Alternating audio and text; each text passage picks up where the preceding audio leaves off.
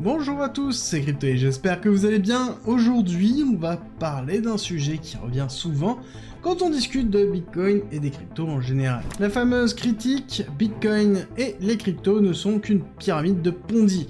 Alors est-ce que c'est vrai, est-ce que c'est faux, est-ce que le Bitcoin est vraiment un Ponzi? Vous allez voir, on va aller beaucoup plus loin que cette simple réflexion et on va déconstruire cette idée ensemble, étape par étape, pour que vous compreniez pourquoi cette critique ne tient pas la route et tout ce qui en découle, et ça c'est valable pour les Bitcoin maximalistes ou non, et vous allez voir. Alors c'est parti. Première critique, Bitcoin et les crypto-monnaies, c'est un Ponzi. C'est de loin l'une des objections les plus courantes que l'on entend autour de la crypto-monnaie, en particulier du Bitcoin. Est-ce que tout cela n'est pas qu'un système de Ponzi? C'est une idée qui est vraiment répandue, notamment chez les crypto-sceptiques, et souvent ceux aussi qui ne comprennent pas le fonctionnement de la blockchain et des cryptos. Alors, est-ce que Bitcoin et les cryptos sont vraiment des Ponzi? La réponse, sans vous spoiler, est clairement non, et je vais vous expliquer pourquoi.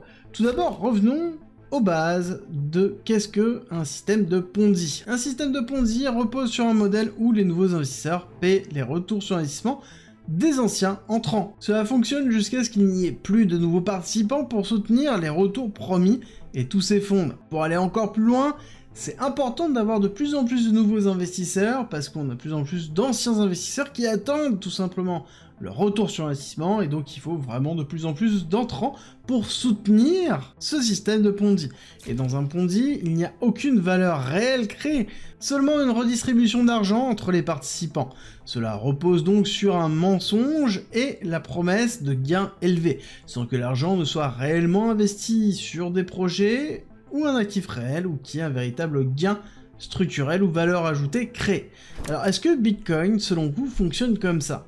J'ai envie de vous dire, pas du tout. Si vous pensez le contraire, dites-le moi en commentaire, argumentez, ça m'intéresse de voir ce que vous en pensez. Mais pour moi, ce n'est pas le cas.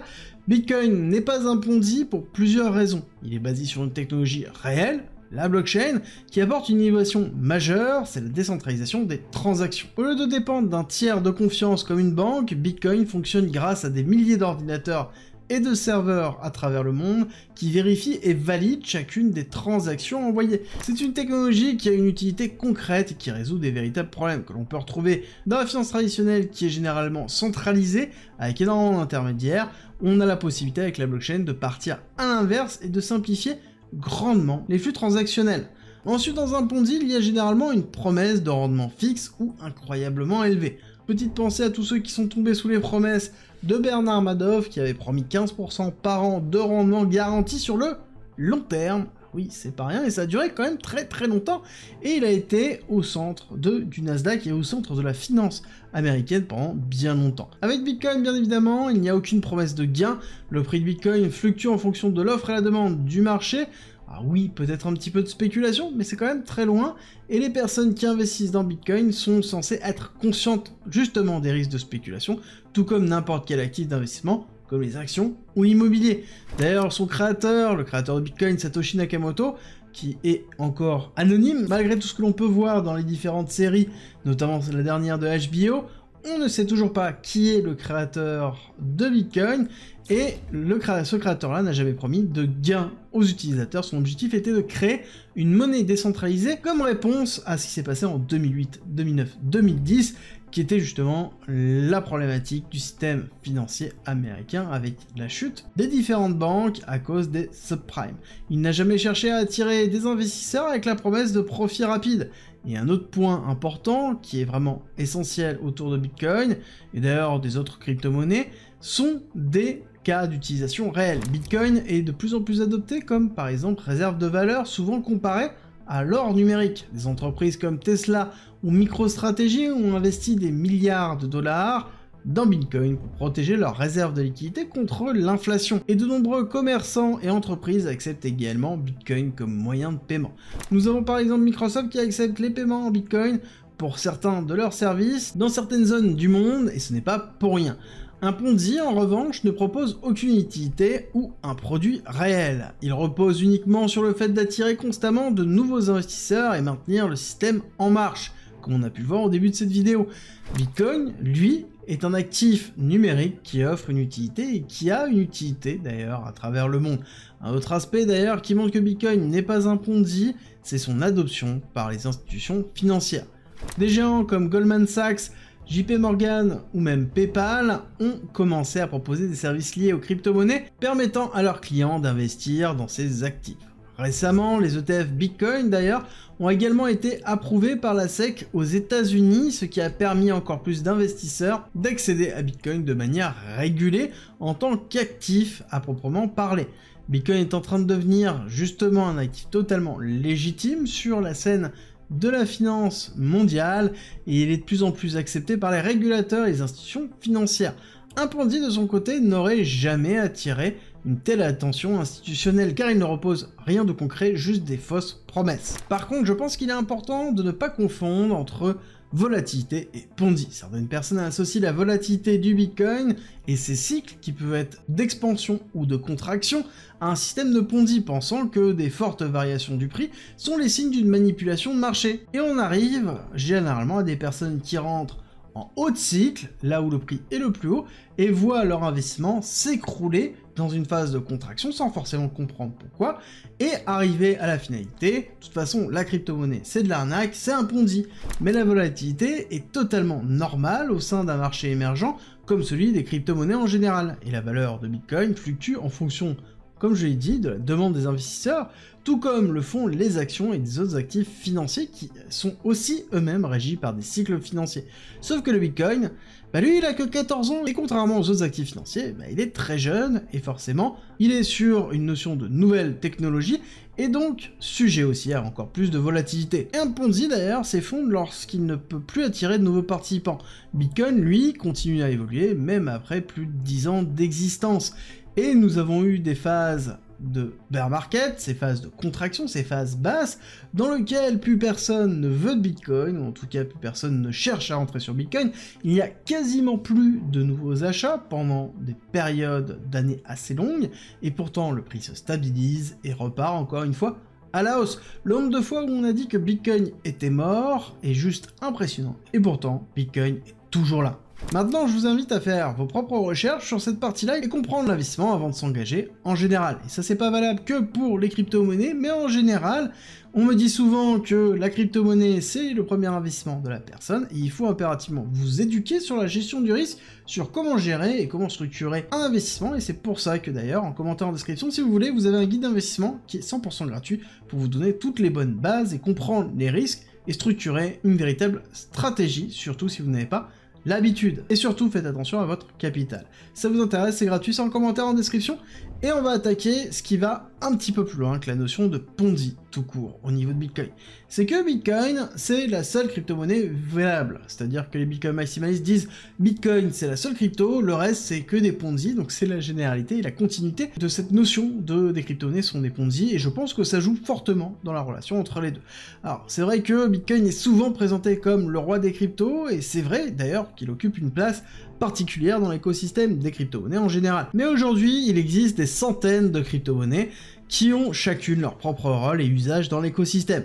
Ethereum, par exemple, la deuxième plus grosse crypto-monnaie, n'est pas seulement une monnaie, même voire loin de là, elle permet de développer des applications décentralisées grâce à des smart contracts. Alors, ces smart contracts sont des contrats intelligents qui automatisent des process sans avoir besoin d'un intermédiaire, ce qui ouvre la porte à des nouvelles applications dans la finance, l'immobilier, les assurances et bien plus encore. Ethereum, c'est donc une géante plateforme et son rôle dans l'écosystème des cryptos est crucial.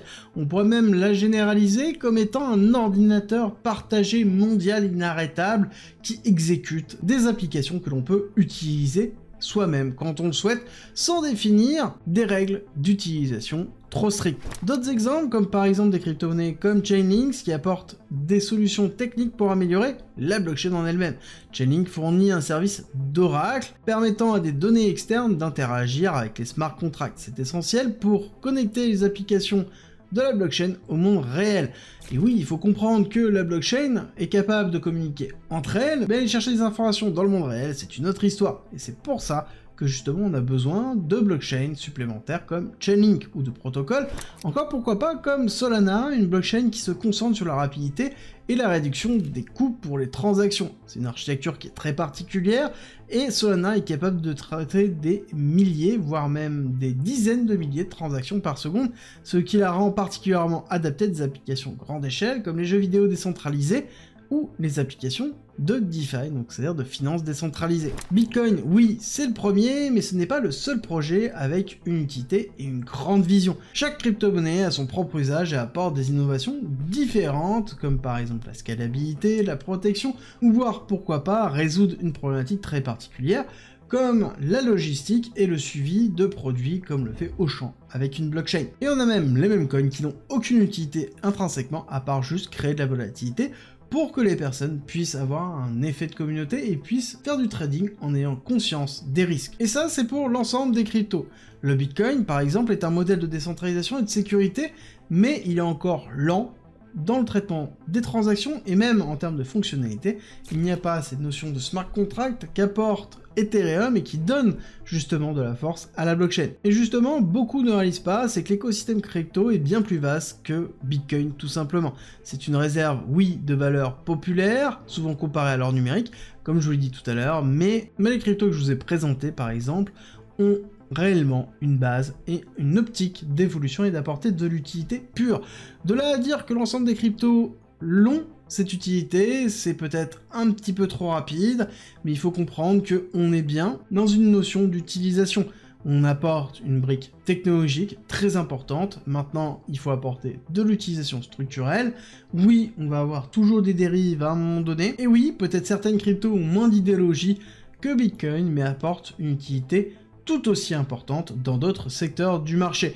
Et justement, il faut comprendre que les crypto-monnaies sont une évolution de notre système financier, une évolution de notre façon de faire des transactions, une évolution même de comment on gère nos investissements, et pourquoi pas une évolution de la façon dans laquelle on traite notre identité. Il y a plein d'éléments à prendre en considération, et c'est quelque chose qui va prendre du temps pour s'instancier, parce que la technologie de la blockchain apporte une utilité réelle autour de la cryptographie, et il faut comprendre que ce n'est pas une mode passagère, que c'est quelque chose qui justement ne fait que monter, et quand on regarde l'adhésion des crypto-monnaies en général, on voit bien que de plus en plus de sociétés les utilisent, que de plus en plus de réflexions se font autour de l'utilité des blockchains dans le jeu vidéo, le monde de la finance, et comme je vous l'ai dit, l'identité.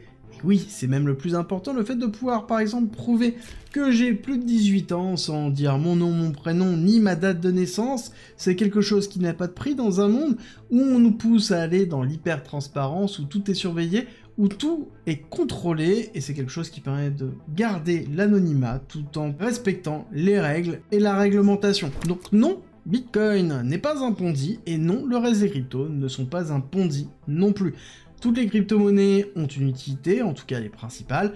Oui, encore une fois, je le répète, il y a toujours des déchets, il y a toujours des arnaques, il y a toujours des cryptos qui essaient de profiter d'un mouvement de marché, par exemple comme on a pu le voir autour de l'intelligence artificielle, mais à partir du moment où on a compris ça et qu'on s'intéresse aux différents projets, on est capable de les voir rapidement, et c'est aussi ce que j'essaie de construire au niveau de la chaîne, de vous donner toutes ces informations et de vous faire comprendre la façon dans laquelle je fonctionne et j'analyse les différents projets, que ce soit dans les alts, que ce soit tous les jours au niveau de la quotidienne. J'espère que cette vidéo vous a aidé à affronter ces types de réflexions et à bien prendre conscience qu'on n'est pas dans quelque chose qui est temporaire, on n'est pas dans une arnaque, on est bien dans une transformation sociétale. Et si vous voulez soutenir mon travail, c'est très simple, likez, idéalement partagez et encore mieux commentez, ça me fait toujours plaisir de vous lire et on se retrouve très vite pour une nouvelle vidéo.